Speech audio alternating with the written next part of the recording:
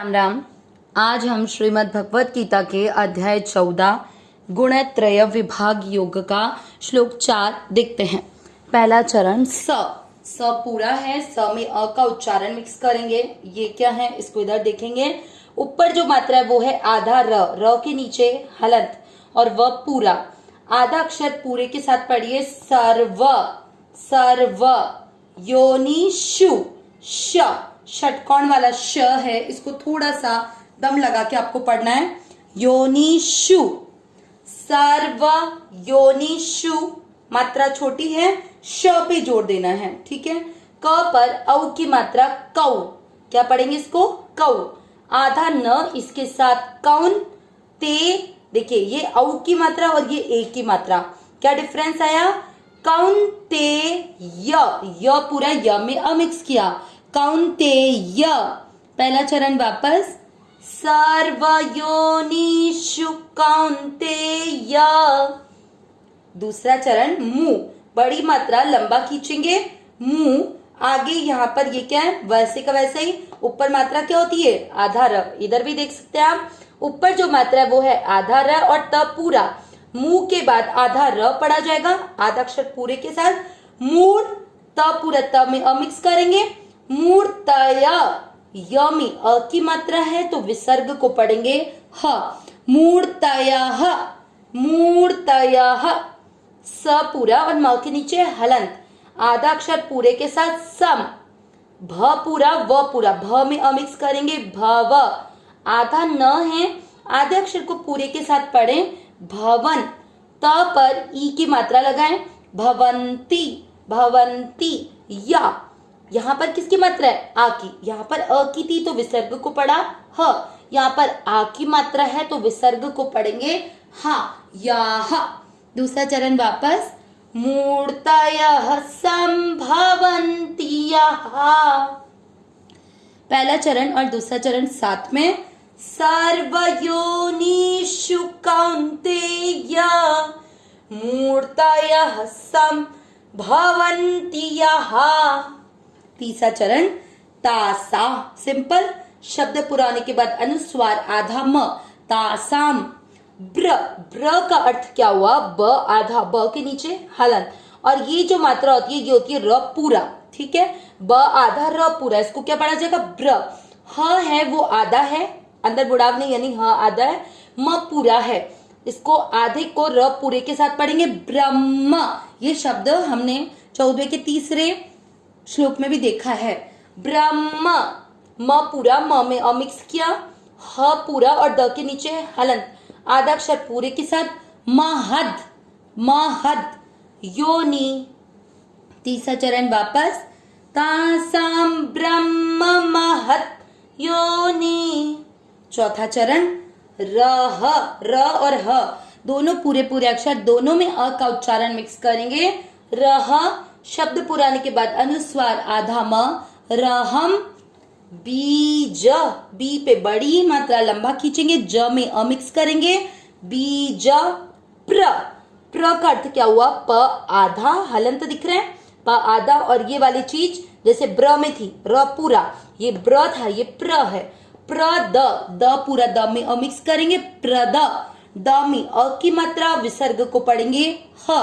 प्रदह। पिता, मात्रा छोटी, लंबा नहीं खींचना, पिता। चौथा चरण वापस। रहम बीज प्रदः पिता।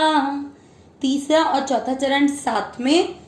तासाम ब्रह्म महत योनि रहम बीज प्रदः पिता।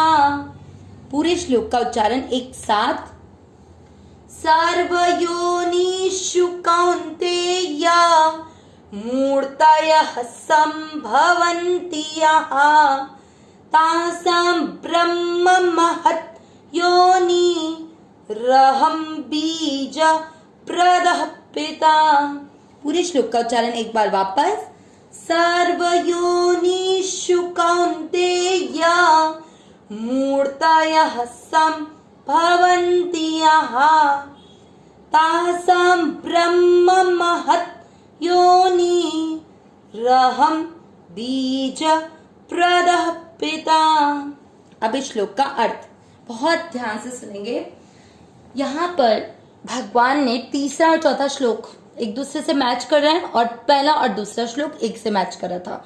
पहले और दूसरे में हमने देखा कि जो अनेक प्रकार के भगवान के भक्त हैं उन्होंने प्रकृति से अपना संबंध विच्छेद किया, प्रकृति को अपना नहीं माना, अपना संबंध परमात्मा से जोड़ा, तो उनका जन्म मरण का चक्र छूट गया। तीसरे और चौथे श्लोक में हमने देखा कि भगवान ने कहा प्रकृति तो मेरी है, लेकिन जो प्रकृति के साथ संबंध स्थापित करता है उसका जन्म मरण होता है।